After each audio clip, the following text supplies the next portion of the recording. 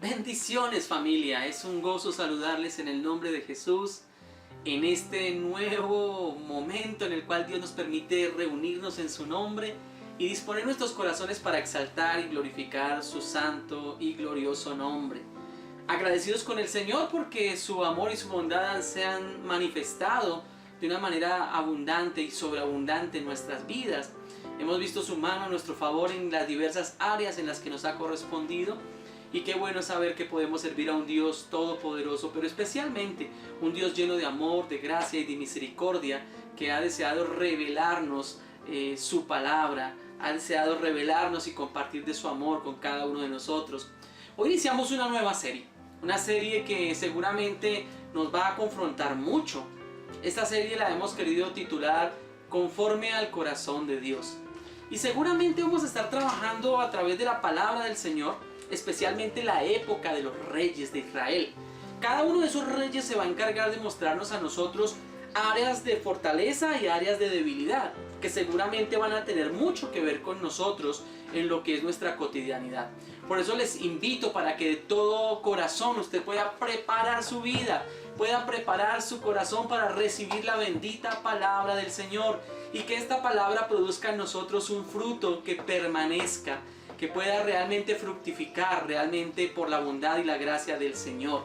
Así que les invito para que juntos en familia puedan estar reunidos frente a este su canal, Mi Familia para Dios, que por favor le dé compartir a este video. Recuerden que es la forma que tenemos de poder compartir con otros el Evangelio de Jesucristo.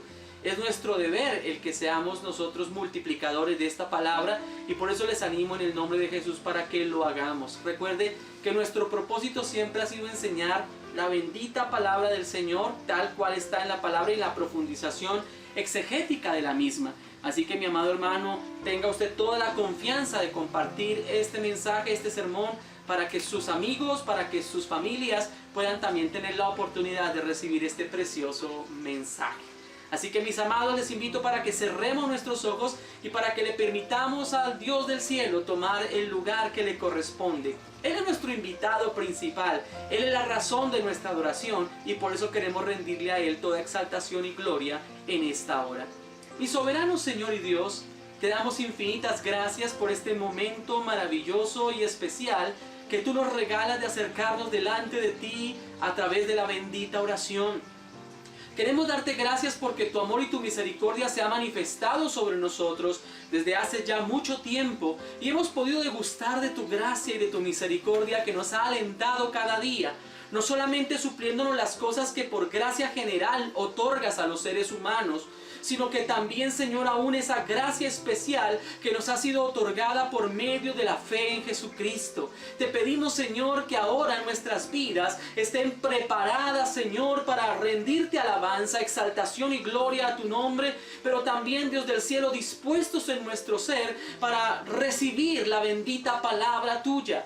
Háblanos profundamente. Tú que conoces las áreas de nuestras fortalezas, pero también las áreas de nuestra debilidad, permítenos, Señor, que a través de lo que nos vas a permitir descubrir, a través de los reyes de Israel, en esta nueva etapa, Señor, de estudios bíblicos conforme al corazón de Dios, queremos aprender. Te pedimos, Señor, háblanos profundamente y permite que nuestras vidas sean edificadas en esa santísima fe.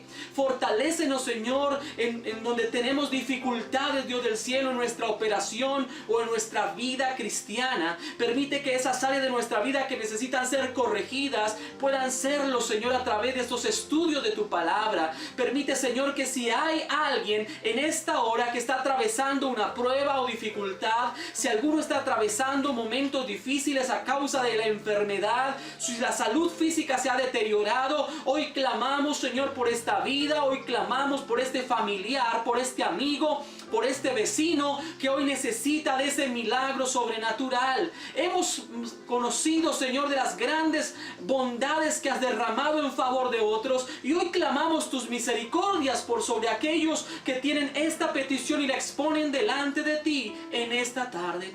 Te damos la gloria y la alabanza y te entregamos este tiempo, Señor, con todo el corazón. Permite que sea un tiempo de fluir espiritual. Esta palabra, Señor, llegará no a aquellas personas tal vez que nosotros quisiéramos en números, pero sí sabemos con seguridad que llegará justamente a cada persona que lo requiere y lo necesita. Esa palabra que será, Dios del cielo, llevada a sus corazones y transformada por tu Espíritu Santo, y que nos vivificará y nos alentará en gran manera. Gracias por cada uno de los que ha aceptado esta invitación y que juntos participamos de este tiempo de alabanza y adoración a tu nombre. Es en el nombre de Jesús que oramos y te damos a ti la bienvenida y el lugar que te corresponde. En el nombre de Jesús.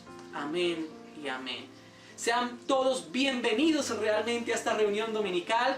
Hoy nos vuelven a acompañar nuestro hermano Alex, ¿verdad? Yerita, David y esta preciosa familia que nos ha ayudado a nosotros durante este último tiempo para compartir con nosotros también de ese talento y ese ministerio a través de la alabanza y la adoración. Así que los dejo justamente con mis hermanos en esta hora. Dios les bendiga. Bendiciones, amados hermanos, mi familia para Dios. Es un gozo estar de nuevo juntos con el anhelo y deseo de adorar a nuestro Dios. Y en esta tarde poderle decir: Señor, abre mis ojos, quiero verte, quiero contemplar tu hermosura, quiero contemplar tu majestad. Vamos a decirle en esta tarde.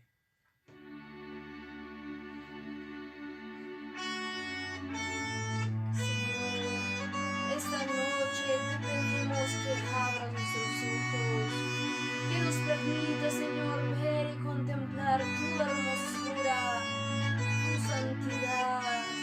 Queremos ver tu majestad, Señor.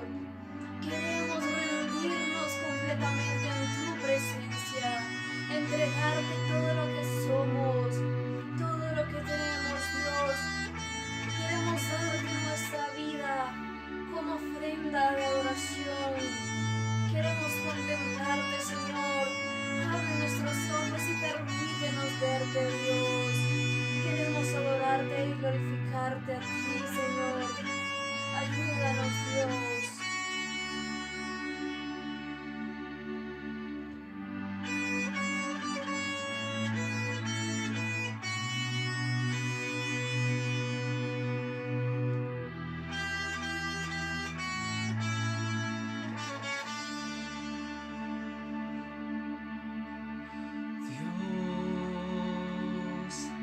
Me abro a ti,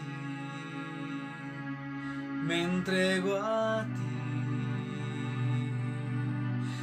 Jesús. Estoy dispuesto y en tus manos lo rindo todo,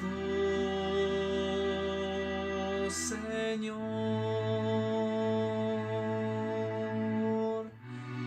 Abre mis ojos,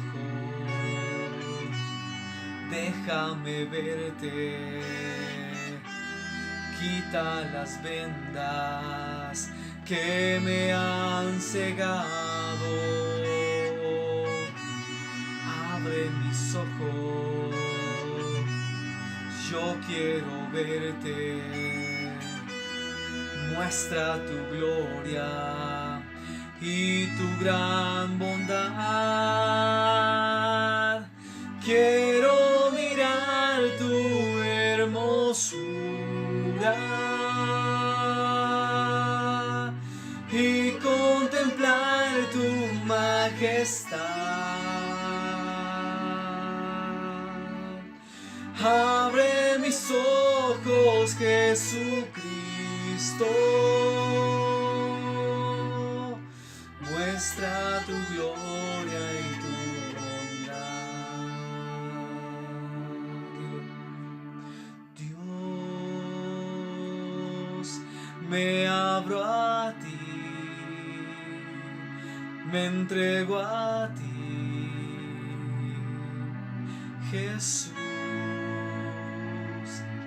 Estoy dispuesto y en tus manos lo rindo todo, Señor.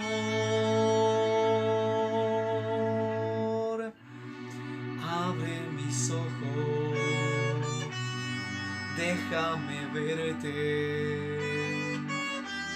quita las vendas que me han cegado. Abre mis ojos, yo quiero verte. Muestra tu gloria y tu gran bondad. Quiero mirar tu hermosura y contemplar tu majestad. Abre mis ojos, Jesucristo. Muestra tu gloria y tu bondad. Quiero mirar tu hermosura y contemplar tu majestad. Abre mis ojos, Jesucristo.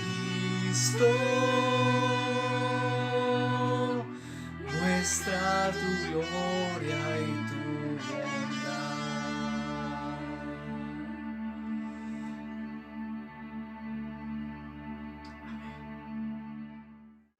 Preciosa alabanza con la que nuestros hermanos nos han querido bendecir justamente esta tarde. Nos gozamos mucho porque ese es nuestro mayor deseo. Queremos poder mirar a la hermosura del Señor. Y qué mejor manera de hacerlo que a través de su palabra. Creo que la buena forma en la que podemos nosotros mirar la hermosura del Señor está contemplándolo, viendo su revelación especial, esa revelación de Jesucristo por medio de su preciosa palabra. Hoy entramos a esta serie porque es una serie que particularmente a mí me apasiona, me alegra el alma, me alegra el corazón. Porque creo que una de las preguntas que por lo general todas las personas que quieren seguir al Señor se hacen, ¿verdad? Y es ¿cómo puedo yo agradar a Dios? ¿Cuáles serían las formas o cuál sería el argumento que podemos tener para tener vidas que realmente le agraden a Él? Y pues obviamente para eso nos fue dejada la Escritura. Se encargó el Señor de permitir a través de la palabra dejarnos guardados sus tesoros, sus secretos preciosos que vamos a mirar de una manera profunda a través de la exégesis bíblica y en la cual vamos a ser edificados y confrontados por Dios. Así que preparemos nuestras vidas para ello.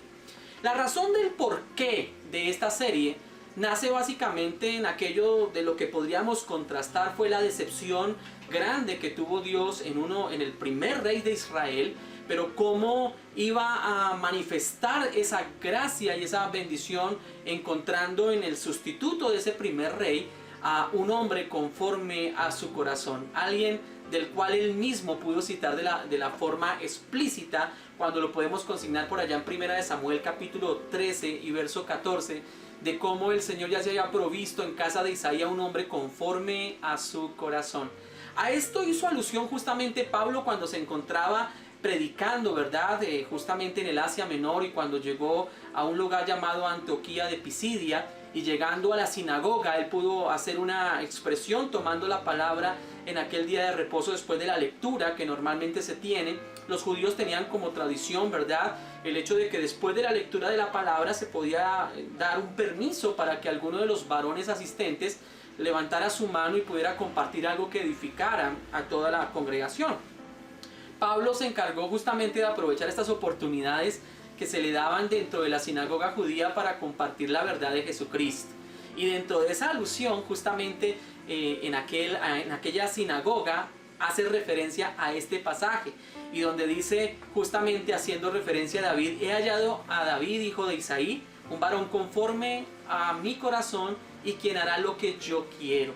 Así que podemos encontrar esto como la base central sobre la cual vamos a edificar justamente este estudio y en el cual vamos a ser realmente confrontados por Dios para llevarnos a ese carácter que le agrada a Él, a esa forma de nuestra vida que realmente represente el mayor de los testimonios en nosotros, tal vez no tan llenos de conocimiento, sino más llenos de experiencia realmente en nuestra cotidianidad. Por eso, mis amados, Bienvenidos a esta serie y preparen sus corazones, aquellos que les encanta tomar apuntes, entonces tengan sus libretitas, tengan sus bolígrafos para que tengamos un tiempo realmente de bendición y de alegría en Cristo Jesús. Esta serie la vamos a comenzar con este tema, el cual va a estar justamente basado en un rey llamado Roboam, y vamos a llamarlo justamente un corazón insensato. Esta serie la comenzamos hoy con este título, Un corazón insensato, y va a estar basado directamente en la experiencia de este primer rey luego del reino dividido llamado Roboam. Así que vamos a mirarlo de una manera muy detenida. Lo primero, pues obviamente el título de la clase, Un corazón insensato. Pero ¿qué es insensatez? La RAE lo define, o es decir, la Real Academia Española de la Lengua, lo define como una persona que es alocada, loca, necia, desatinada, imprudente, irreflexivo e irrazonable. Y es basado en ello, basado en la experiencia de Roboam, en todo lo que fue su práctica, donde vamos a poder ver reflejado justamente la insensatez de este corazón, que de alguna manera es una antítesis o es un ejemplo contrario, en el cual realmente nuestras vidas, al contemplarlo a Él, Dios nos está enseñando de lo que no debemos hacer. No sé si a ustedes les ha ocurrido, pero prácticamente yo creo que todos nosotros, especialmente en nuestra Latinoamérica, hemos contado con nuestros padres o nuestros abuelos que por lo general el método pedagógico que utilizan para plasmar en nosotros enseñanzas desde nuestra niñez básicamente está como razonado sobre antítesis, es decir, sobre las cosas que son contrarias o las consecuencias que son contrarias a una acción. Un ejemplo: a uno le dicen no meta los deditos en la toma eléctrica porque se va a electrocutar, ¿verdad? Entonces le están mostrando uno la consecuencia es negativa de una acción, ¿sí? Una acción que va a producir una consecuencia negativa. A uno le dicen no se suba ahí que se va a caer, ¿verdad? Entonces normalmente toman es la consecuencia sobre una acción negativa si llegase a ocurrir. Es lo tradicional, eso lo hacen los padres, lo hacen los abuelos, y de alguna manera también es una metodología que Dios utiliza en la palabra para transmitirnos a través de las vidas y a través de los hechos de grandes personajes, cómo las vidas, cuando tienen o desarrollan actividades o acciones que son contrarias a la voluntad de Dios, las consecuencias funestas que éstas traen, las consecuencias amargas que éstas derivan, y por lo contrario lo que Dios desea es, si ustedes no siguen el mismo camino que siguió este personaje, seguramente van a estar dentro de la bendición y la cobertura de Dios. Justamente los reyes nos van a mostrar a nosotros en su carácter, en su carisma o en sus acciones, muchos de esos eventos que si nosotros los llevamos a una aplicación directa en nuestra vida, ya sea como tesis o como antítesis, vamos seguramente a tener la seguridad de tener vidas que estén conforme al corazón de Dios. Así que vamos a mirar la vida de Roboam.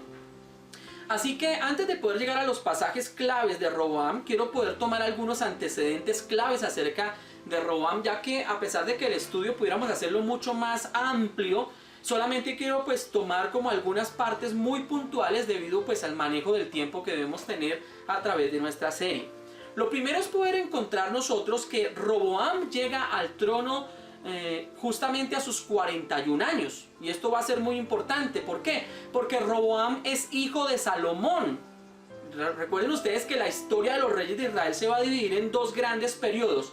El periodo del Reino Unido, ¿verdad? Los cuales se pueden manifestar a través de tres reyes en la escritura, que son Saúl, David y Salomón. Y la segunda gran estructura de la vida de los reyes pues tiene que ver con la parte del reino dividido, donde ya la nación no va a ser una nación unida, sino una nación que se va a romper, se va a deteriorar. Lo vamos a aprender justamente el día de hoy y cómo llegó justamente a ocurrir ello. Y en este reino dividido, uno de los primeros reyes, o el primer rey en la parte sur del reino dividido, va a ser Roboam, hijo de Salomón. Y es muy importante porque recuerde usted que Salomón reinó 40 años. Y Roboam llega a los 41 años a este reinado. Podríamos decir que prácticamente Roboam vivió toda la vida, todo el desarrollo de su vida, él conoció la operación del reino. Él fue criado directamente ya siendo Salomón rey, y por lo tanto podríamos decir que toda la historia de la vida de Roboam, lo que se supondría es que debía haber aprendido las experiencias de papá y de haber aprendido de todo lo que fue la sabiduría de papá, porque recuerden que es justamente Salomón conocido como el rey realmente más famoso debido a su sabiduría. Pero vamos a ver realmente dónde estuvieron errores de Salomón que desafortunadamente Roboam imitó, o desafortunadamente Roboam los tomó más bien como pilares en su vida que lo llevaron a tener un desarrollo en su reinado totalmente desastroso. Además, podríamos nosotros observar por la escritura que todos los reyes ya habían recibido un mandato de parte de Dios desde la misma ley. ¿Por qué es importante que sepamos esto? Porque es bueno saber que los reyes no llegaban con ojos cerrados a ejercer el reinado, sino que aún Dios, antes de comenzar la época de la monarquía, recuerden ustedes ya cuando el Señor está estableciendo las leyes en el Éxodo, bajo el liderazgo de Moisés, ya había determinado en el tiempo, porque Dios, que sabe y conoce todas las cosas, sabía que un día que Israel le demandaría a Dios un rey.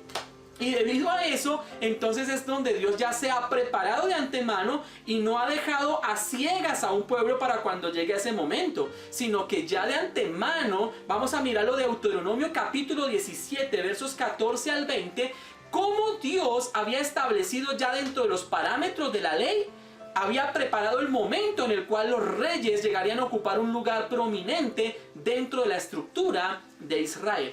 Les invito para ir a Deuteronomio capítulo 17, versos 14 al 20, donde dice la palabra del Señor bajo el título Instrucciones acerca de un rey. Cuando hayas entrado en la tierra que Jehová tu Dios te da, y tomes posesión de ella y la habites, y digas: pondré un rey sobre mí, como todas las naciones que están en mis alrededores, ciertamente pondrás por rey sobre ti al que Jehová tu Dios escogiere. De entre tus hermanos pondrás rey sobre ti. No podrás poner sobre ti a hombre extranjero que no sea tu hermano. Pero él no aumentará para sí caballos, ni hará volver al pueblo a Egipto con el fin de aumentar caballos, porque Jehová os ha dicho: no volváis nunca por este camino. Ni tomará para sí muchas mujeres, para que su corazón no se desvíe. Ni plata ni oro amontonará para sí en abundancia. Y cuando se siente sobre el trono de su reino, entonces escribirá para sí en un libro una copia de esta ley, del original, que está al cuidado de los sacerdotes levitas, y lo tendrá consigo, y leerá en él todos los días de su vida, para que aprenda a temer a Jehová su Dios, para guardar todas las palabras de esta ley y estos estatutos para ponerlos por obra, para que no se eleve su corazón sobre sus hermanos, ni se aparte del mandamiento a diestra ni a siniestra, a fin de que prolongue sus días en su reino, él y sus hijos en medio de Israel. Amén. Tremendo como Dios ya de antemano había preparado el corazón justamente de la nación y el corazón de quienes serían posteriormente escogidos por Dios para ocupar el cargo de ser reyes en Israel, ¿verdad? Y como ya él había preparado y como conocía obviamente la debilidad del carácter del ser humano y las cosas que lamentablemente le llevan a perder el rumbo, ya había establecido estos consejos para quienes fueran reyes. Ahora, parece un poquito irónico porque uno podría decir del hombre más sabio que ha existido sobre la faz de la tierra, aparte de Jesús obviamente en su parte humana, podemos nosotros encontrar que Salomón, ese hombre lleno de sabiduría, va a cometer infracciones a todos estos principios que habían sido aconsejados de antemano por el Señor. Miremos lo que dice Primera de Reyes 10:28 para que veamos nosotros ese trasfondo. Dice la escritura: y traían de Egipto caballos y lienzos a Salomón, porque la compañía de los mercaderes del rey compraba caballos y lienzos. Nótese cómo a través de este pasaje se está violentando justamente los principios que fueron absolutamente literales, contundentes, claros, y sin embargo un hombre con toda la sabiduría como la que tenía Salomón va a infringir estos principios. El mismo Señor había dicho: no vayan a Egipto y no compren caballos. Recuerden que ellos han venido o cuando se establece este principio o este consejo para cuando se establezcan reyes, se ha venido saliendo de la esclavitud de Egipto, y lo que Dios quería transmitirle justamente a los reyes que serían posteriormente nombrados es entender que la fuerza, que el poderío, que la conquista, que la extensión del territorio no dependía justamente del armamento, no dependía de la fuerza que se puede tener militar, porque estaba realmente embarcada en todo lo que tenía que ver con la comercialización de caballos, porque era lo que tenía el ejército de Faraón, ¿verdad? ¿Acaso no dice que el Señor hundió justamente en el mar al caballo y al jinete? Porque era la manera en la que Dios estaba demostrando que el poderío venía de Dios, la salvación era de Jehová, y toda la extensión de la promesa de Dios se manifestaba totalmente por provisión del Señor y no por la fuerza humana, ni por los métodos, ni las estrategias humanas. El Señor quería evitarle a los reyes el que cambiaran su confianza plena en Dios para confiar en su armamento, o confiar en sus caballos, o confiar en su fuerza de guerra. Pero lo que hace Salomón en el establecimiento de su reino es justamente comerciar en Egipto con caballos. Había violentado este principio. Segundo principio que violenta a Salomón, y que justamente quien está en el reino viendo y aprendiendo es Roboam, su hijo. Y lo vamos a mirar en capítulo 11 de Primera de Reyes, versos 3 y 4. Dice esta palabra: y tuvo 700 mujeres reinas y 300 concubinas, y sus mujeres desviaron su corazón. Y cuando Salomón era ya viejo, sus mujeres inclinaron su corazón tras dioses ajenos, y su corazón no era perfecto con Jehová su Dios como el corazón de su padre David. Amén. Vemos aquí que justamente Salomón va a infringir la segunda razón a la cual Dios le había dicho: no lo hagan así, no acumulen para ustedes muchas mujeres, no tengan muchas mujeres. Realmente Dios estaba aconsejando a quienes fueran reyes sobre Israel que el tener realmente varias mujeres les traería a ellos dificultades en cuanto a la administración del reino. Y Salomón fue justamente uno de aquellos que sufrió las consecuencias de tener prácticamente 1000 mujeres, ¿verdad? 700 las cuales tenían derechos dentro del reino, ¿verdad? Como atendidas, como princesas, como parte del reino, y 300 concubinas. Y esto, dice la escritura, hizo que Salomón desviara su corazón. Al punto de que Salomón no solamente construye la casa de oro, el templo para Jehová Dios, sino que posteriormente y al final de sus años va a elegir lugares muy cercanos justamente allí en Jerusalén, en el Getsemaní, en el Monte de los Olivos. Va a levantar también allí templos, altares para dioses paganos. Porque él no solamente trajo mujeres para sí, sino que las trajo también extranjeras, las cuales terminaron corrompiendo el corazón de Salomón, y él terminó cediendo ante las intenciones de ellas, teniendo lugares para Quemos, teniendo lugares para Astarot, teniendo lugares y altar también, ¿verdad?, para Moloch. Así que vemos que esos dioses que eran cananeos, esos dioses que eran justamente no participantes dentro de lo que era la parte ceremonial de Israel, Salomón va a permitir, ¿verdad?, que esos lugares se levanten como altares de idolatría. Realmente va a fallar Salomón justamente con ello. Y la tercera en esta triada que lamentablemente desvía el corazón del hombre, ya lo vimos nosotros justamente con los caballos, con la fuerza, ¿verdad?, con el éxito, con el vigor, sino que también a través de lo que puede llamarse el manejo inadecuado de la sexualidad, va a traer ruina también sobre Salomón. Pero el tercero de ellos lo vemos en Primera de Reyes 10:23. Y aquí dice la escritura: y así excedía el rey Salomón a todos los reyes en riquezas. Era tal la riqueza que tenía Salomón, ¿verdad?, que uno cuando puede observar, y ustedes lo van a encontrar, dice que los ingresos más o menos que se podían tener de parte de Salomón como tal, eran más o menos unos 666 kilos de ciclos de plata, perdón, ¿verdad?, de oro, perdón.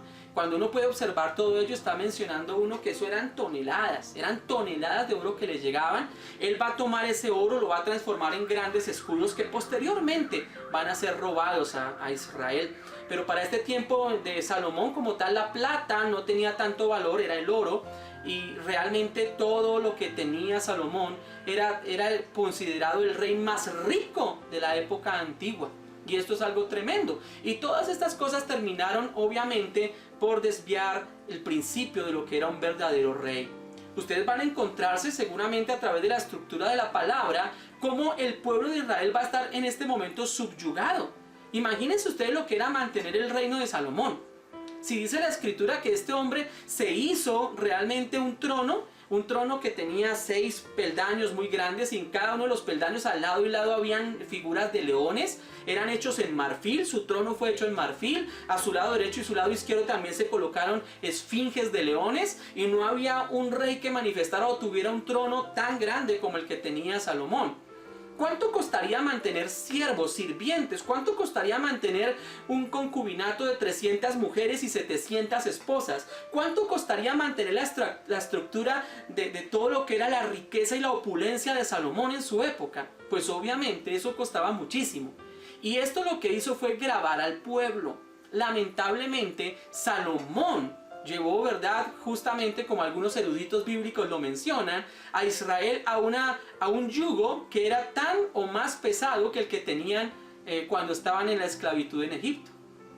El yugo que había colocado Salomón a través de los impuestos que sostendrían el reino y a través de toda la actividad del reino, pues se vería evidenciado con un pueblo que realmente había sido afligido en gran manera para llevar a cabo la vida de opulencia de Salomón y obviamente de sus hijos, dentro de ellos Roboam. Entonces, ¿cómo crece Roboam? Roboam va a crecer en medio de un ambiente que ha visto opulencia, de un ambiente que ha visto excesos, que ha visto sencillamente cómo su padre se ha llenado de riqueza, se ha llenado de poder, se ha llenado de éxito, se ha llenado de mujeres, y todo este mal ejemplo, ¿verdad?, lo va a desarrollar un Roboam que se ha levantado con una generación de muchachos que de alguna manera también tuvieron un gran beneplácito, que recibieron seguramente en el reino todo el cuidado, la atención y toda la opulencia que se pudiera tener, es decir, chinos malcriados. Roboam fue eso, un chino malcriado, un chino que de alguna manera tuvo los excesos, disfrutó de todos los excesos, pero no estaba preparado para asumir el reinado como un rey siervo. Escuche esto, no va a asumir el reinado como un rey siervo, y es lo que queremos poder examinar a través de la escritura en esta hora. Vamos, y les invito para que entremos ahora después de este trasfondo que tenemos de lo que fue la ruina del reino y cómo va a terminar Salomón de una manera desagradable su reino, y vamos a encontrar entonces cómo va a ser entonces el reino en manos del hijo de Salomón llamado Roboam. Y para encontrarlo vamos a ir al libro de Primera de Reyes capítulo 12. Primera de Reyes capítulo 12, y vamos a leer estos pasajes que nos van a edificar a nosotros también en esta hora. Dice este capítulo: Roboam fue a Siquem, porque todo Israel había venido a Siquem para hacerle rey. Y aconteció que cuando lo oyó Jeroboam, hijo de Nabat, que aún estaba en Egipto, a donde había huido de delante del rey Salomón y habitaba en Egipto, enviaron a llamarle. Vino pues Jeroboam y toda la congregación de Israel y hablaron a Roboam diciendo: tu padre agravó nuestro yugo. Ahora tú disminuye en algo la dura servidumbre de tu padre y del yugo pesado que puso sobre nosotros, y te serviremos. Y él les dijo: idos, y de aquí a 3 días volved a mí. Y el pueblo se fue. Entonces el rey Roboam pidió consejo a los ancianos que habían estado delante de Salomón su padre cuando vivía, y dijo: ¿cómo aconsejáis vosotros que responda a este pueblo? Y ellos le hablaron diciendo: si tú fueres hoy siervo de este pueblo y los sirvieres, y respondiéndoles buenas palabras les hablares, ellos te servirán para siempre. Pero él dejó el consejo de los ancianos que los ancianos le habían dado, y pidió consejo a los jóvenes que se habían criado con él y estaban delante de él, y les dijo: ¿cómo aconsejáis vosotros que respondamos a este pueblo que me ha hablado diciendo: disminuye algo del yugo que tu padre puso sobre nosotros? Entonces los jóvenes que se habían criado con él le respondieron diciendo: así hablarás a este pueblo que te ha dicho estas palabras. Tu padre agravó nuestro yugo, mas tú disminúyenos algo, así les hablarás. El menor dedo de los míos es más grueso que los lomos de mi padre.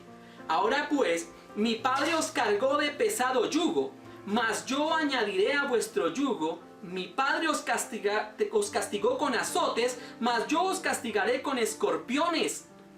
Al tercer día vino Jeroboam con todo el pueblo a Roboam, según el rey lo había mandado, diciendo: volved a mí al tercer día. El rey respondió al pueblo duramente, dejando el consejo de los ancianos le habían dado, y les habló conforme al consejo de los jóvenes, diciendo: mi padre agravó vuestro yugo, pero yo añadiré a vuestro yugo. Mi padre os castigó con azotes, mas yo os castigaré con escorpiones. Y no oyó el rey al pueblo, porque era designio de Jehová para confirmar la palabra que Jehová había hablado por medio de Ahías, silonita, a Jeroboam, hijo de Nabat. Cuando todo el pueblo vio que el rey no les había oído, le respondió estas palabras diciendo: ¿qué parte tenemos nosotros con David? No tenemos heredad en el hijo de Isaí. Israel, a tus tiendas. Provee ahora en tu casa, David. Entonces Israel se fue a sus tiendas. Pero reinó Roboam sobre los hijos de Israel que moraban en las ciudades de Judá. Y el rey Roboam envió a Adoram, que estaba sobre los tributos, pero lo apedreó todo Israel y murió. Entonces el rey Roboam se apresuró a subirse en un carro y a huir a Jerusalén. Así se apartó Israel de la casa de David hasta hoy. ¿Qué se esperaba justamente de la persona que ocupaba ese cargo de rey sobre Israel? Básicamente lo que Dios deseaba, y ustedes van a ver dentro de todas las indicaciones de los parámetros que Él les enseñó en el Deuteronomio 17, era básicamente que este fuera un rey siervo. Realmente porque había en esta palabra una prefigura profética de quien sería justamente el rey siervo por excelencia, Jesucristo el Señor. Por lo tanto podemos encontrar nosotros que lamentablemente Roboam no va a seguir este ejemplo, y vamos a sacar algunas conclusiones bien interesantes dentro de lo que acabamos de leer. Podemos sacar como primera conclusión es que ni la sabiduría ni la gracia son cosas que se pueden transmitir a nivel genético. No se puede. Por eso es que Dios tiene hijos, no nietos. Por eso es tan importante que cada integrante de la familia tenga su propio encuentro con el Señor. Es decir, que yo tenga una relación con Dios no hace que por antonomasia podamos decir que nuestros hijos también entonces son hijos de Dios. O porque yo oro, entonces mis hijos ya no necesitan orar. O porque yo estudio la palabra, entonces mis hijos ya no requieren tomar también su tiempo para meditar en la palabra de Dios. No es así. Esto nos demuestra a nosotros que por más de que Salomón era un hombre sabio y había escrito los proverbios, ¿cuándo esos proverbios fueron realmente algo que caracterizara la vida de Roboam? Pareciera ser que hasta los ignoró, los dejó a un lado, los descuidó por completo. Y aquí podemos ver entonces como primera conclusión eso. Realmente el conocimiento de Dios y la experiencia con Dios no es algo transmitible, no es algo que nosotros se lo heredemos a nuestros hijos. Ellos necesitan tener un encuentro personal con el Señor. Así que es muy importante que mantengamos siempre en nosotros ese deseo de oración, porque cada uno de ellos tenga un encuentro con Dios. Ahora, la segunda cosa que podemos sacar nosotros como una forma conclusiva en esta enseñanza tiene que ver que un líder siervo debe tener una cualidad muy importante, y debe ser enseñable. No hay nada más triste justamente cuando una persona se cierra, o cuando una persona cree tener todo el conocimiento, o cuando una persona se cree dueña de la parte intelectual o de sabiduría o de títulos. Nada más peligroso que eso, porque de alguna manera lo que está impidiendo es realmente tener un espíritu enseñable para entender el consejo de Dios y para caminar dentro del consejo de Dios. Ahora, aquí vamos a encontrar nosotros justamente lo que viene a ser la acción de un Roboam, que va a ser invitado para que tome una acción, pero esa acción de alguna manera es descuidada, es rebatida por dos tipos de consejeros, digámoslo así. Una, los consejeros ancianos, y otra, los consejeros jóvenes. Y es muy importante que lo veamos, porque en los consejeros ancianos justamente vamos a ver nosotros un consejo que realmente tenía una implicación, que si le hubiese hecho caso justamente, ¿verdad? Este Roboam para ser un rey siervo, seguramente su reino no se hubiese dividido. Y sobre todo porque es muy importante ver que en este consejero anciano estaba realmente inmerso proféticamente lo que sería el anciano de días en la persona de Jesucristo, luego en el desarrollo de su ministerio, cuando va a hablar por allá en Marcos capítulo 10, versos 43, 44, 45, donde dice: el que quiere hacerse grande entre vosotros será vuestro servidor, y el que de vosotros sea el primero será siervo de todos. Y donde él se va a colocar justamente como ese ejemplo maravilloso, donde él dice: porque el Hijo del Hombre no vino para ser servido, sino para servir y dar su vida en rescate por muchos. Así que encontremos la esencia del pasaje. El deseo del Señor era no solamente que el rey pudiese ser un rey siervo, sino que pudiera tipificar justamente el servicio del rey siervo profetizado, y que realmente se aplicaría en la persona de Jesucristo. Y luego nosotros, mis amados, porque aquí también debemos empezar a encontrar una parte práctica de lo que es nuestro desarrollo de la cristiandad y el ejercicio ministerial. Sobre todo porque hoy en día también se ha visto muy disminuido este verdadero valor de lo que es ser un siervo y de lo que es ser un líder siervo. Y vamos a encontrarlo a través de este discurso también en esta hora. Ahora, recuerden siempre eso. Vamos a encontrar nosotros que cualquier consejero, que es una persona que ha sido puesta para orientar a otras sobre determinaciones o decisiones trascendentales, la palabra del Señor, digamos que nos va a enseñar a nosotros el hecho de saber que ese consejero, como característica inicial, debe ser sabio. Pero lo que nosotros no hemos considerado es que no necesariamente la sabiduría habla algo acerca de Dios. La Biblia nos va a enseñar a nosotros dos tipos de sabiduría, y esos dos tipos de sabiduría los vamos a ver expresos en el consejo de los ancianos y en el consejo de los jóvenes. Si nosotros tomamos como referencia bíblica la Carta Universal de Santiago, vamos a mirar dos versos. Uno va a ser el verso 15 y otro el verso 17, los cuales vamos a leer y los cuales van a encontrar y nos van a desarrollar a nosotros en ese pensamiento. Dos tipos de consejeros, porque hay dos tipos de sabiduría en esos consejeros. La primera, Santiago 3:15, dice: porque esta sabiduría no es la que desciende de lo alto, sino terrenal, animal y diabólica. Así que encontramos nosotros que hay una sabiduría como tal que Santiago describe como una sabiduría que no es la sabiduría de Dios. Es la sabiduría que nos estamos encontrando nosotros a diario a través de los grandes movimientos o de los grandes intelectuales de este mundo. Todos aquellos que hoy en día, en medio de su racionamiento, quieren apartar al hombre de la ley de Dios y quieren apartarlo del conocimiento del Señor, sencillamente queriendo sacar a Dios de sus planes. Y esta Santiago la llama como una sabiduría que es terrenal, animal, diabólica. Por eso es que podemos encontrar cómo se ha deteriorado el principio bíblico y cómo hoy en día se rinde culto a los ángeles, culto a los animales, cómo se ha dado lugar, ¿verdad?, para que las ideologías de género puedan encontrar como un lugar de aceptación, a pesar de que sean cosas que estén en contra del mandato bíblico. Como movimientos de esa sabiduría terrenal, animal, diabólica han permitido que movimientos, ¿verdad?, pro aborto, pro eutanasia, de alguna manera se mantengan y levanten sus banderas creyéndose, ¿verdad?, como sabiduría de este mundo. Pero esa sabiduría de este mundo es una sabiduría que trae consecuencias en medio de una sociedad.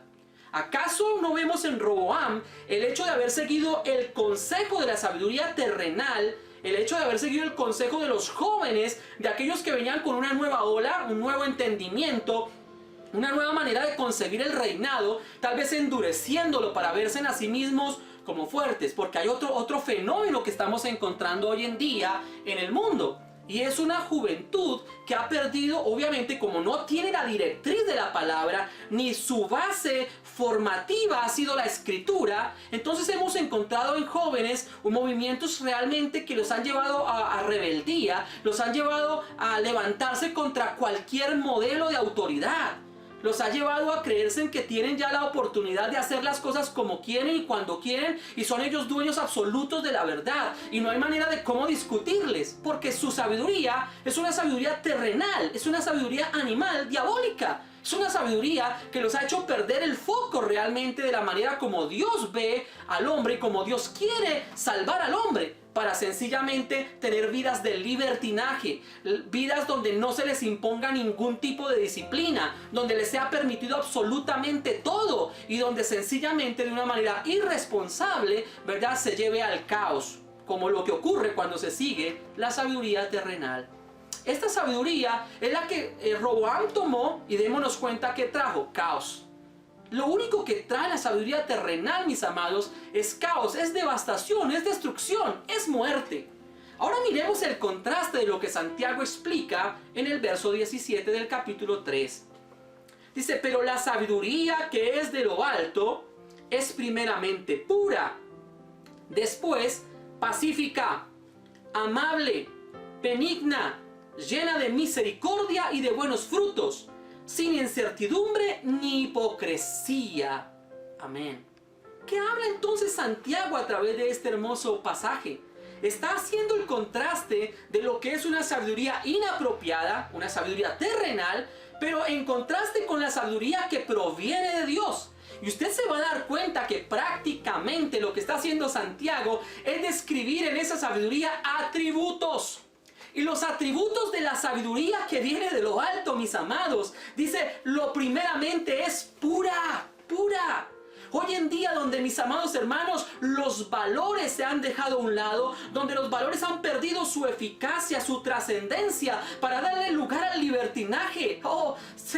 Cuando podemos encontrar este pasaje, somos confrontados, porque primeramente la sabiduría de lo alto es pura, es pacífica, es amable, es benigna, es llena de misericordia, de buenos frutos, sin incertidumbre, sin hipocresía. Cuando usted lo mira bajo la óptica de los atributos, pareciera usted describir a Cristo, ¿verdad? ¿No encuentra usted ese símil? ¿No encuentra usted que pareciera que Santiago, cuando describe la sabiduría que viene de lo alto, describiese al mismo Cristo? ¿Acaso el Señor no es puro? ¿Acaso el Señor no es pacífico? ¿No es amable? ¿No es benigno? ¿No es lleno de misericordia? ¿No dio buenos frutos? ¿No ha sido sin incertidumbre, sin hipocresía? Pues es justamente lo que Pablo, cuando escribe a los Corintios, por allá en la primera carta, capítulo 1, verso 24, dice, más a los llamados, a los judíos como griegos, Cristo, poder de Dios y sabiduría de Dios. ¡Aleluya! Es decir, que efectivamente el principio de la sabiduría, que está inmerso como la sabiduría de lo alto escrita por Santiago, es la misma que el apóstol Pablo definía, haciendo de esos atributos algo de Cristo. Cristo es la sabiduría de Dios. Mis amados, más que nunca necesitamos unas generaciones que se levanten con el poder del Espíritu Santo para poder manifestar en su vida, en sus palabras, en su carácter, en su forma, en su estilo de vida, aleluya, la presencia de Cristo en sus corazones, porque es lo que evidencia la sabiduría de lo alto. Cristo viviendo en nuestros corazones. Alabado sea el Señor. Dios nos ayude para poder encontrar ese tipo de consejeros en este tiempo. Ahora vamos a mirar nosotros también dentro de ese contexto del admirable consejero, justamente la parte profética. Eso lo mencionó Isaías. ¿Recuerdan ustedes cuando se habla acerca de los nombres del Mesías? Y llamaráse su nombre admirable, consejero, Padre eterno, príncipe de paz. Pero dense en cuenta que allí estaba inmerso una de esas características de ese Mesías, de ese rey siervo, consejero. Es un admirable consejero. Y yo quiero decirles en el nombre de Jesús, si en Cristo Jesús encontramos la sabiduría de lo alto, si en Cristo Jesús y su revelación podemos encontrar la respuesta a la necesidad real del ser humano, ¿habrá alguna cosa que Él no pueda respondernos?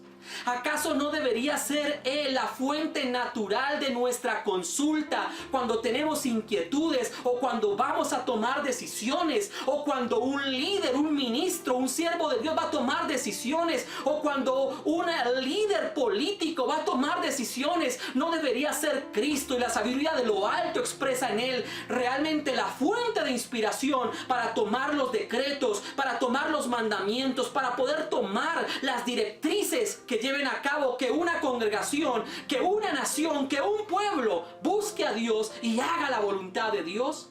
Él tiene la respuesta. Y se viene a mi corazón justamente en este momento a María, la madre de Jesús. Me encanta poderla encontrar allá en el Evangelio según San Juan. Recuerden ustedes donde se desarrolla el primer milagro de Jesús en Caná de Galilea. En el capítulo 2 de Juan, en algún momento cuando se acaba el vino y cuando aquellas personas se acercan a María y le dicen a María, ¿qué hacemos? Se acabó el vino. Y ella les dirige su mirada a Cristo. Ojo, no dijo mírenme a mí, ni fue ella a darle instrucciones a Jesús.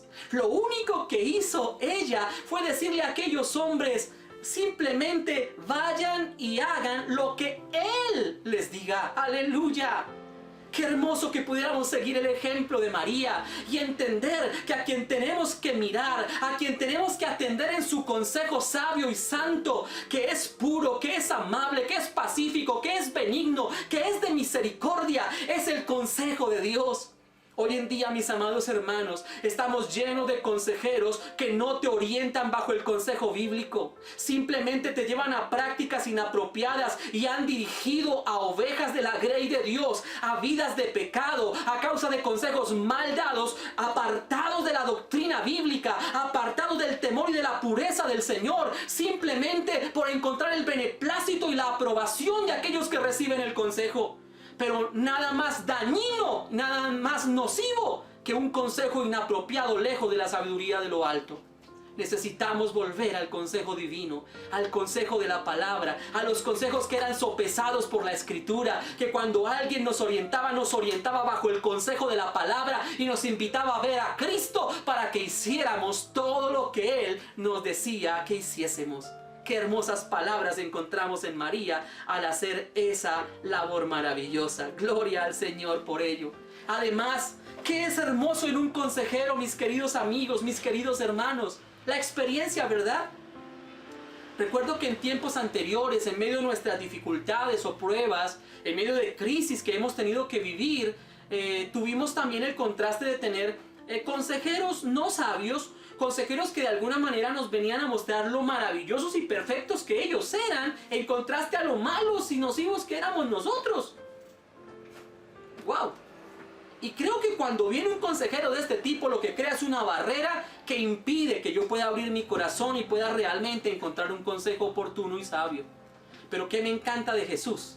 Que Jesús es un varón experimentado en dolores, aleluya, uno que fue tentado en todo según nuestra semejanza, pero sin pecado. Por eso es que podemos acercarnos confiadamente al trono de la gracia. Eso que está escrito en Hebreos 4:15, que te la recomiendo para que lo leas, porque puedes encontrar en Cristo a alguien que se identifica contigo, alguien que vivió tu situación, alguien que llevó sobre sí tu pecado, alguien que llevó sobre sí tu enfermedad, tu crisis, tu dificultad, la llevó sobre sí, aleluya, para que por medio de su experiencia en esta carne tengamos en él un sumo sacerdote que se compadece de nuestras debilidades. Alabado sea el nombre de Cristo, aleluya. Quiero mirar algo que está escrito en Mateo capítulo 12 y verso 42, lo cual quiero dejar consignado en tu corazón en esta hora para terminar este punto. Mateo capítulo 12, 42 dice: la reina del sur se levantará en el juicio con esta generación y la condenará, porque ella vino de los fines de la tierra para oír la sabiduría de Salomón, y he aquí más que Salomón en este lugar. Amén, amén.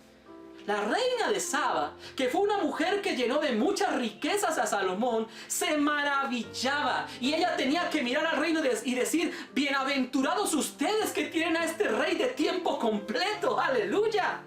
Pero la misma palabra del Señor nos indica, en este lugar hay alguien superior a Salomón. Y estaba haciendo referencia a nuestro Mesías, a nuestro Rey siervo, aleluya. A ese Mesías que merece toda la gloria y la alabanza. Mayor que Salomón es el Señor que está entre nosotros hoy. Por eso confía en su consejo. Si la reina de Saba confió en los consejos de Salomón para llevar a cabo la administración de su reino, cuánto más tú y yo deberíamos confiar en aquel que es mayor que Salomón para llevar a cabo una administración correcta de nuestra vida, de nuestra familia, de nuestros sentimientos, de nuestros recursos, de nuestro trabajo, nuestra labor, nuestro ministerio, si lo colocamos en mano de Él. Alabado sea el Señor. Segundo punto que quiero observar, aparte de este siervo rey consejero, quiero mirar la autoridad del siervo rey. Aquí nosotros podemos ver en el contraste de Roboam.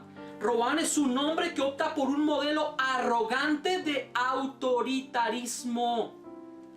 Y esto sí que deseo llamar la atención, sobre todo porque hoy en día existen corrientes cristianas basadas en el dominionismo, donde sencillamente la actitud del líder es una actitud prepotente, altiva, autoritaria, en la cual las demás personas o los fieles deben simplemente cumplir las indicaciones, los consejos y las directrices que ellos dan, y si no lo hacen, aténganse a las consecuencias. Pero vamos a mirar nosotros justamente a través de la Escritura un contraste maravilloso acerca de este pasaje. Marcos 10, 42 al 45 nos va a mostrar a nosotros lo que es el contraste entre lo que es un líder secular, entre lo que es la autoridad a nivel del mundo y lo que debe ser la autoridad ganada por el siervo de Dios. Marcos 10, 42 al 45 dice: Mas Jesús, llamándolo, les dijo: Sabéis que los que son tenidos por gobernantes de las naciones se enseñorean de ellas, y sus grandes ejercen sobre ellas potestad. Pero no será así entre vosotros, sino que el que quiera hacerse grande entre vosotros será vuestro servidor, y el que de vosotros quiera ser el primero será siervo de todos. Porque el Hijo del Hombre no vino para ser servido, sino para servir y para dar su vida en rescate por muchos. Amén. Podemos observar claramente a través de la Escritura cuál fue el modelo que Jesús dejó de cómo se desarrolla la autoridad a través del servicio. Si podemos ver algo acá, vemos el contraste. Ustedes ven cuál es el reinado del mundo y cómo se ejerce el liderazgo en el mundo. Y donde sencillamente el que quiere ejercer ese liderazgo pisotea a quien sea para ocupar su lugar de preeminencia. Pero el Señor le dijo a los suyos: entre ustedes no será así, sino que el que quiera ser mayor será vuestro servidor. Y Él mismo se coloca como el ejemplo, el modelo a seguir.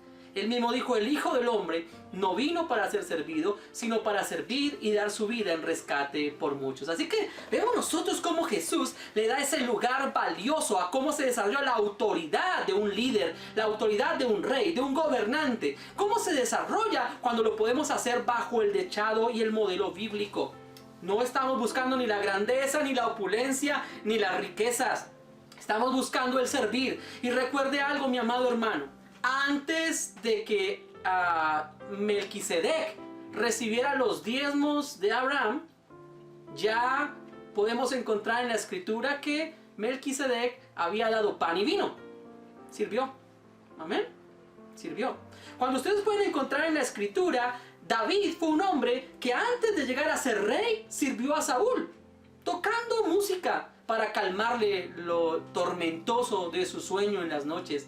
Es decir, antes del ejercicio de poder obtener, de llegar a ocupar ese liderazgo, estaba justamente sirviendo. Y lo que podemos ver nosotros, mis amados hermanos, en el ejemplo precioso, es que Jesús el Señor, aquel que fue exaltado a lo más alto, no fue exaltado a lo más alto sin antes haber tomado la toalla y haber lavado los pies de sus discípulos amados.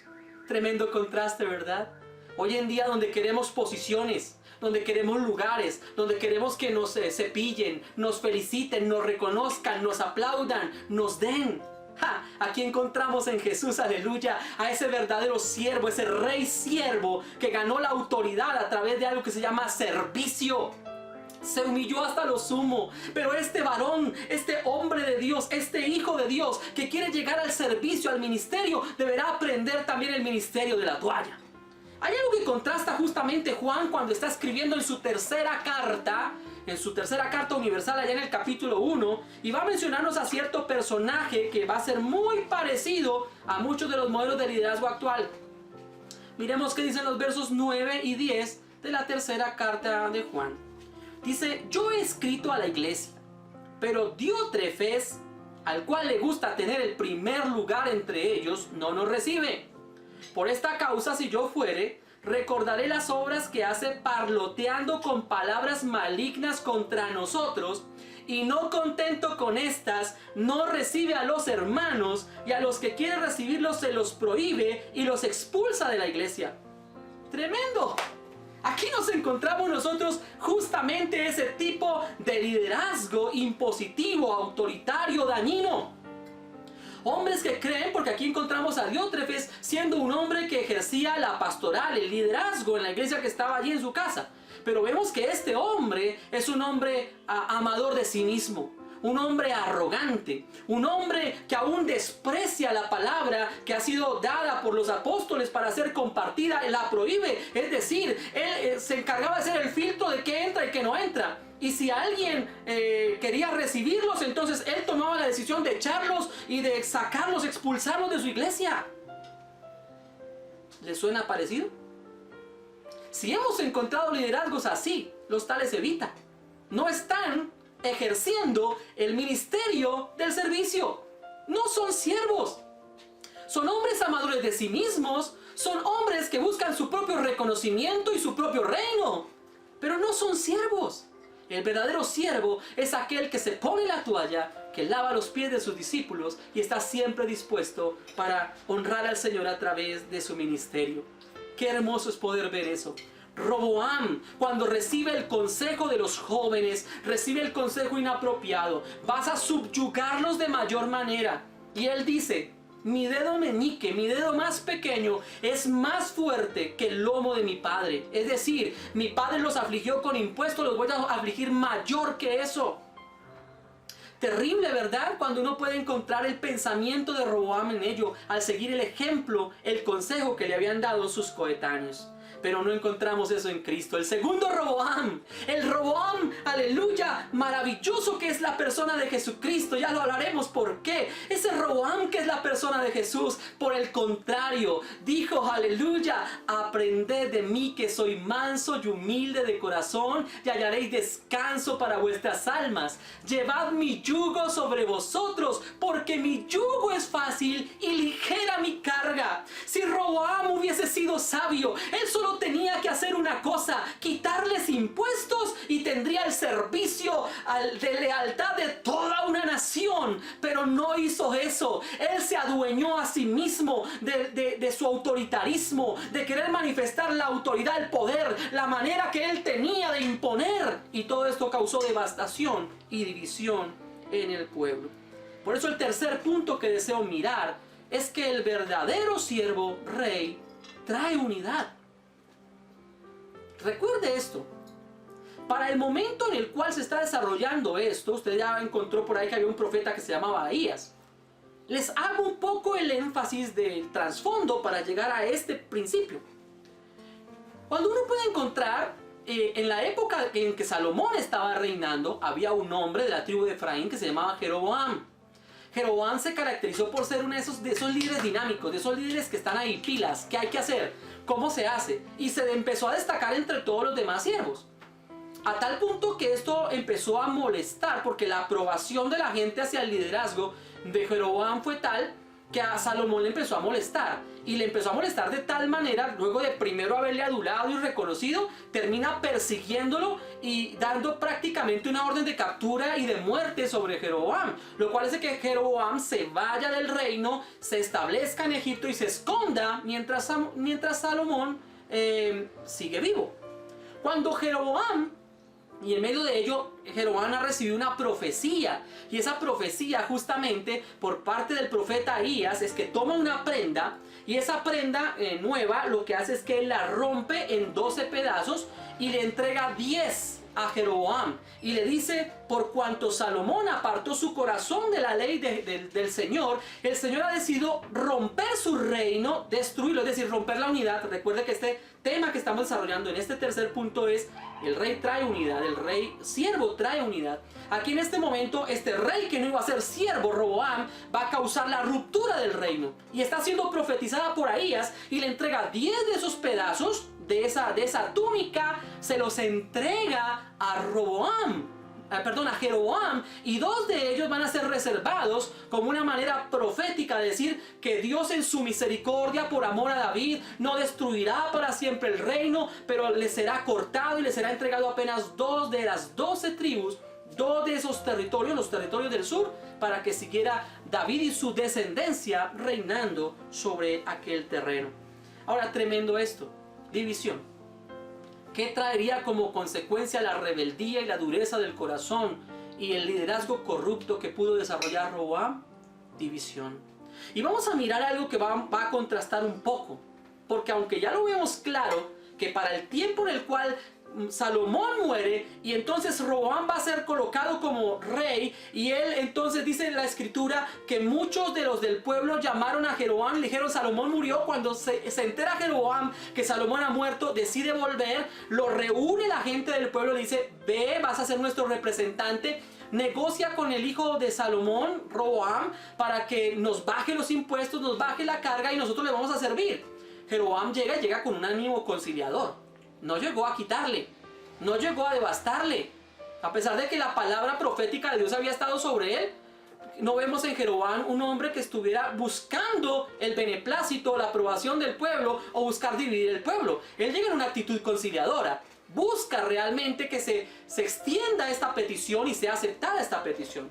Pero debido a que no es aceptada, entonces eso va a causar una revuelta dentro del pueblo y la nación tiene que decir: no queremos saber más nada de la casa de David, que David se encargue de su familia y de su generación, mas nosotros, Israel, vuelvan a sus tiendas. Es decir, causó ruptura, causó división. Cuando no existe un liderazgo conforme al corazón de Dios, lo único que se causa es división, es ruptura. Pero cuando está en nosotros el Espíritu de Dios, es un espíritu que buscará siempre la unidad. Será un espíritu que buscará la reconciliación. Será un espíritu que buscará la filiación. Y es algo hermoso cuando podemos hacerlo y entenderlo de esa manera. Miren lo que dice Caifás, justamente para contrastar al Roboam del tiempo de los reyes con el Roboam tipificado en Cristo Jesús. Juan 11:49. Jesús había de morir por la nación, y no solamente por la nación, sino también para congregar en uno a los hijos de Dios que estaban dispersos. Estas son palabras de Caifás, uno de los sumos sacerdotes en la época de Jesús. Y tal vez uno de esos hombres en los cuales uno podría decir: pero si era un hombre malo. Bueno, pero en este momento fue usado por Dios en una profecía que ciertamente se cumplió.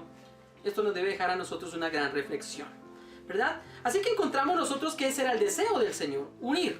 El siervo de Dios deseaba unir. Y aquí encontramos en Ezequiel capítulo 37, también los versos 21 al 22, una profecía bíblica que también se encarga de manifestar lo que sería el propósito de Dios para ese tiempo del cumplimiento profético. Ezequiel va a tomar 2 palos. Un palo va a ser ese reino del norte, Israel. Y el otro palo va a ser el reino del sur, Judá. 10 naciones, 10 tribus de Israel contra 2 tribus de Israel. Pero lo que hace el profeta es tomar esos dos palos y unirlos. Y lo que va a decir justamente el profeta Ezequiel es que para el postrero de los tiempos lo que el Señor iba a hacer era unir. Iba a hacer una nación en la tierra, en los montes de Israel, y un rey sería sobre ellos por rey, y nunca más serían 2 naciones, ni nunca más serían divididos en 2 reinos. ¡Aleluya! Lo que vemos nosotros proféticamente Era el deseo de Dios que a través de ese rey maravilloso, ese rey perfecto, ese rey siervo, aleluya, haría de esos dos pueblos uno. Y aquí no solamente está hablando en función de Israel, está hablando también en función de Israel y en función de ese cumplimiento profético con los gentiles. Ya no serían más judíos ni griegos, sino que Dios haría de ambos una sola nación. Nos uniría como un mismo cuerpo llamado la iglesia. Alabado sea el Señor. ¿Recuerda usted también en la época de Samuel, de Saúl y del profeta Samuel? ¿Recuerdan cuando Saúl también de una manera alocada se puso a presentar sacrificio delante de Dios, ejerciendo labores sacerdotales que no le eran a él encomendadas? Obró locamente y eso hizo que Dios lo desterrara, ¿verdad? Y lo que dice la escritura es que volviéndose Samuel para irse, él le asió, Saúl le va a tomar a él de su túnica y lo rasgó, ¿verdad? Y lo que Samuel le dice es, por cuanto esto que has hecho de rasgar este manto, lo único que te digo es que así también te ha sido rasgado hoy de ti el reino de Israel y lo ha dado a tu prójimo tuyo mejor que tú. Aleluya. ¿Dónde estuvo el cumplimiento perfecto de eso? No estaba en el cumplimiento solamente pensando en David. Nosotros tenemos un prójimo mejor, aleluya. Ese Saúl está representando la humanidad en general. Ese rey Saúl, ¿verdad? Que obró alocadamente y fuera de los principios de Dios, ¿verdad? Y que traería como consecuencia división. Dice el profeta Samuel que eso que había sido perdido por ese primer Saúl sería reconquistado por ese prójimo mejor que él. Jesucristo el Señor. Ahí está la palabra profética también manifiesta. Pero la manera perfecta en la que lo podemos contemplar es cuando ves al Cristo sufriente, al Rey siervo, cuando está en la cruz del Calvario. Cuando ustedes pueden mirar allá más adelante en Juan 19, cuando viene la crucifixión, por ahí los versos 23 y 24, recordarán ustedes que aquellos soldados repartieron sus vestiduras, que aquellos soldados compartieron, ¿verdad? De ellos, repartieron sus vestidos para que se cumpliera lo que había sido profetizado en el Salmo 22. Pero hay algo maravilloso que tal vez no sé si tú has visto o no has visto, pero es bueno reflexionar. Y es que cuando ellos han repartido las ropas, ahora van a quedar justamente con ese manto, esa túnica del Señor. Pero esa túnica era una túnica de una sola pieza.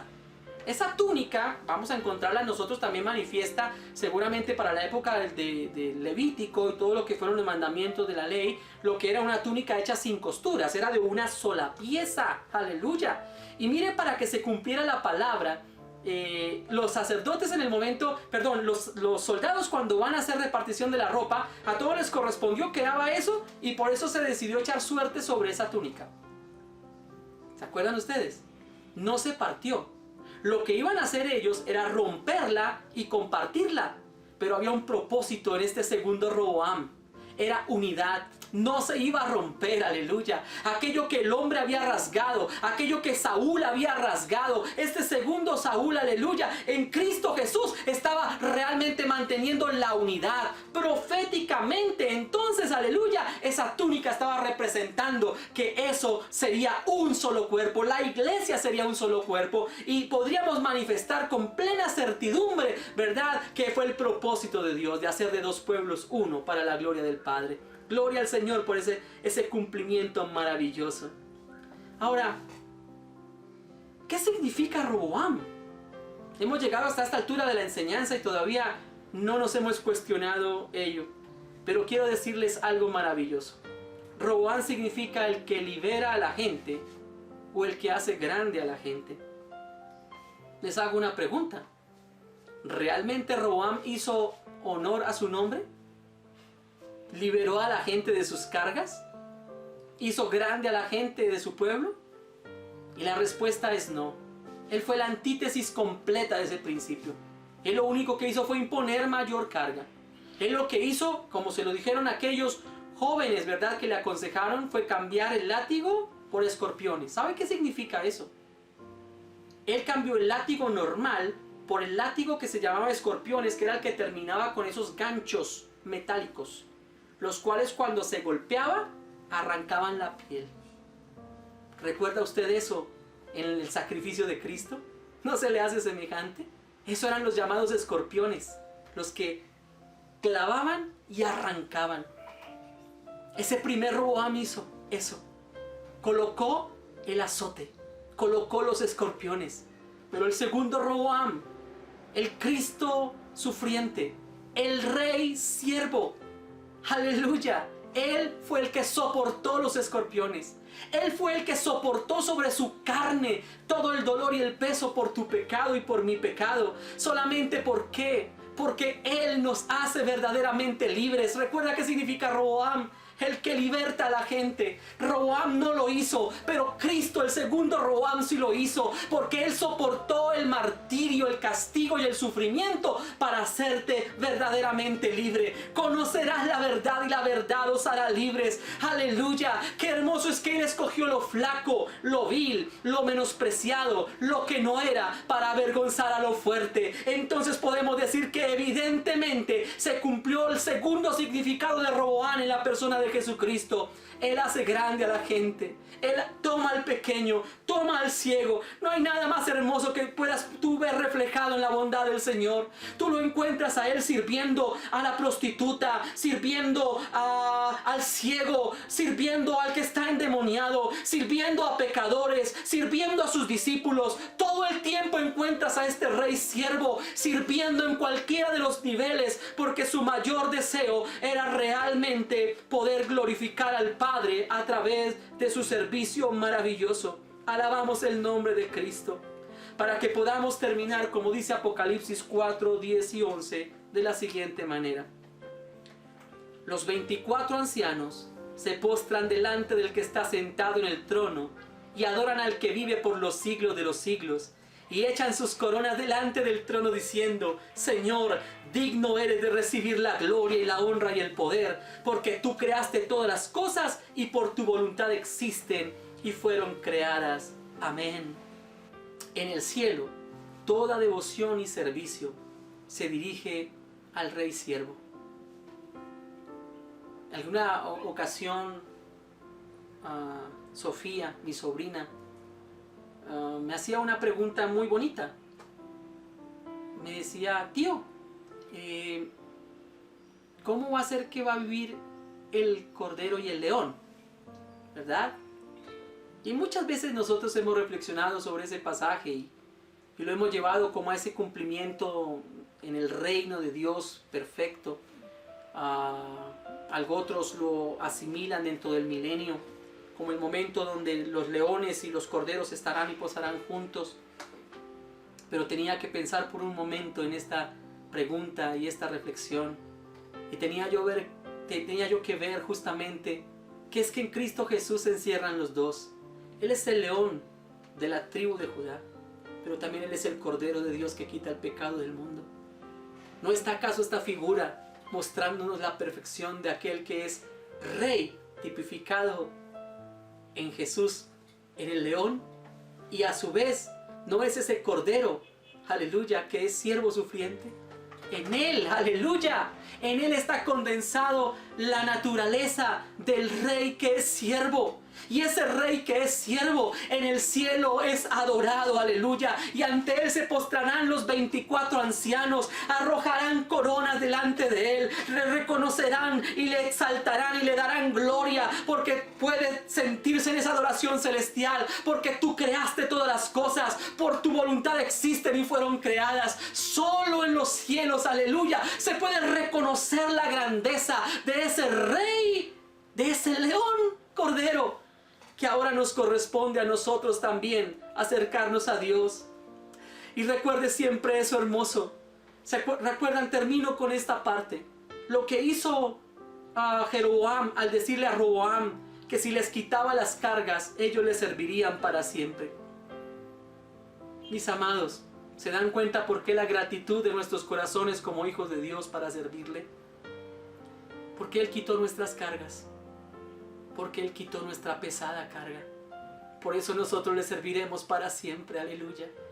Y ese para siempre es literal, porque en Cristo Jesús, el eterno presente, el Dios en quien se se manifiesta su atributo de la eternidad. Será adorado para siempre. Ya le adoramos, pero le adoraremos para siempre. Uniremos nuestra voz a los ángeles, a los arcángeles, a los serafines, a los querubines, a los 24 ancianos y como su iglesia. Yo quiero que puedas tener este entendimiento. Un día, mi amado hermano, lo que Salomón atesoró para sí como riqueza, el Señor tuvo para sí un pesebre.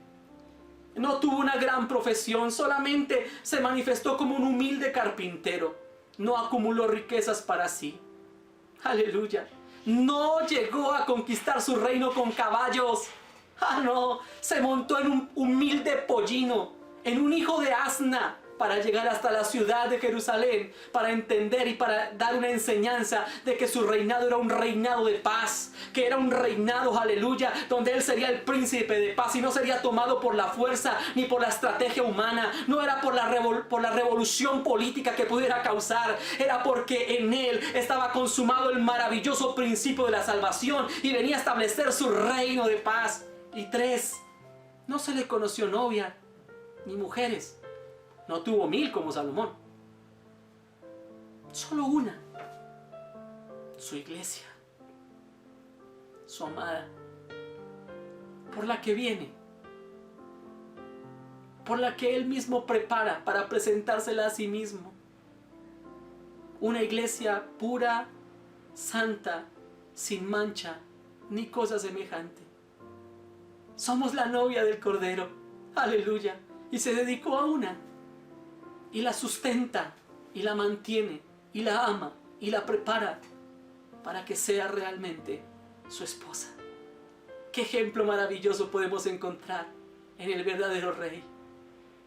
Y hay algo hermoso dentro de lo que terminaba diciendo los mandatos para un rey, para que nunca se ensoberbezca su corazón y sea igual que sus hermanos. Era el propósito de Dios al decir y dar esos consejos. Pero Jesús no solamente no se mantuvo al igual que sus hermanos, sino que fue y se humilló hasta la muerte y muerte de cruz. ¿Cómo no amarle? ¿Cómo no adorarle? Hoy quiero poder terminar esta enseñanza dándole gloria a quien la merece, reconociéndole a Él el primado y uniendo mi voz para la exaltación de su nombre, porque perfecto es el Señor. Este segundo Roboam, que no fue un rey con un corazón insensato como lo fue Roboam, que fue alguien que aplicó en su vida todo el conocimiento y toda la experiencia de lo que había sido mostrado desde la ley, mostrándose como el rey siervo. Que Dios nos ayude para seguir sus pisadas, para que si queremos ser grande en este mundo, seamos quienes más servimos. ¿Quieres ser un líder conforme al corazón de Dios? ¿Quieres ser un hombre que marque la diferencia? ¿Una mujer que marque la diferencia? Sirve. Ese es el único llamado que el Señor hizo a los suyos. Sirvan.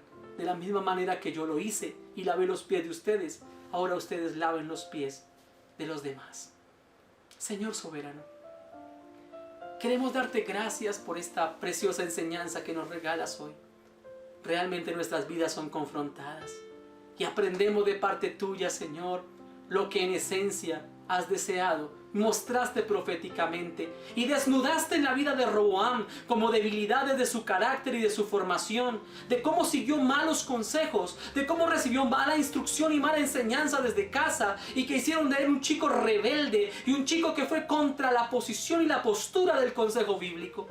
Pero Señor, hoy nos acercamos a ti y reconocemos, Dios, que hemos actuado muchas veces en esa rebeldía y hemos querido aprisionar, colocando mayor carga y mayor opresión, Señor, sobre los hombros, que hemos querido, Señor, subyugar en ocasiones. Si hemos tenido, Señor, un liderazgo tal, hoy te pedimos perdónanos y acércanos al modelo bíblico. Permítenos ser siervos, permítenos tomar la toalla, lavar los pies de nuestros hermanos, saber que estamos en función de ellos y no para que ellos nos sirvan, sino para que nosotros los sirvamos a ellos, Señor, de la misma manera en que tú nos lo enseñaste.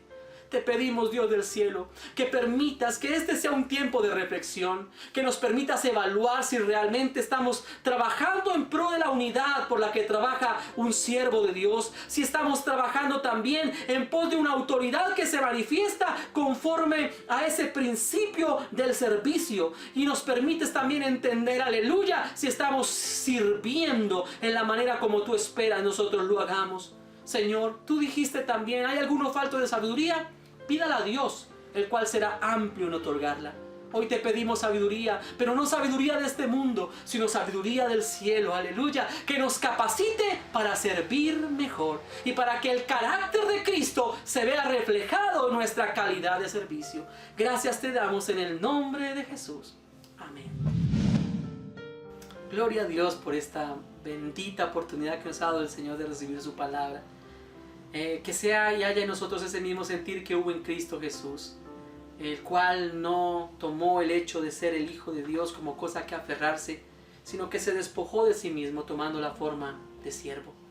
Dios desea en su iglesia, en los líderes de su iglesia, poder encontrar siervos conforme a su corazón, no de los que están buscando la aprobación de los hombres, no de los que buscan el aplauso, no de los que están buscando ganancias o riquezas, sino de aquellos que se ponen la toalla para servir y para lavar los pies de los demás. Que así como hizo Abigail del Carmel cuando fue llevada a ser esposa de David, sea ese el mismo sentir que haya en la iglesia. Cuando esta mujer fue llevada al palacio y en el alto honor de ser la esposa de David y de ser invitada a ser la esposa de David, esta mujer dice: qué gozo es para mí ser tenida en cuenta para lavar los pies de los siervos de mi Señor. Si ese sentir está en nosotros, créanme, mis amados hermanos, este mundo necesita conocer la revolución, pero la revolución conforme a la sabiduría de lo alto. Una revolución que está basada en lo puro, en lo amable, en lo pacífico, en lo que actúa en misericordia. Que ese carácter se vea en la iglesia de Dios. Que Dios los bendiga, que tengan una semana llena de 1000 bendiciones en todo cuanto hagan y emprendan. Que la gracia del Señor esté con cada uno de ustedes. No olviden, mi amado hermano, si desea dejarnos un comentario, enviarnos un testimonio, una petición, puede escribirnos aquí a nuestro correo mifamiliaparadiosjl@gmail.com. Escríbanos, estamos dispuestos a contestar también estas inquietudes. Si hay algún comentario, alguna felicitación, algún testimonio, también háganoslo saber. Pero especialmente comparta, dele clic a la campanita y permita que otras personas tengan el acceso al mensaje de la palabra de Dios. Así que, mis amados, les espero esta semana, nuestros tiempos devocionales, nuestra reunión para los niños, y el próximo domingo continuaremos con esta hermosa serie. Que Dios les bendiga grandemente y recuerda, mi familia para Dios, tu familia.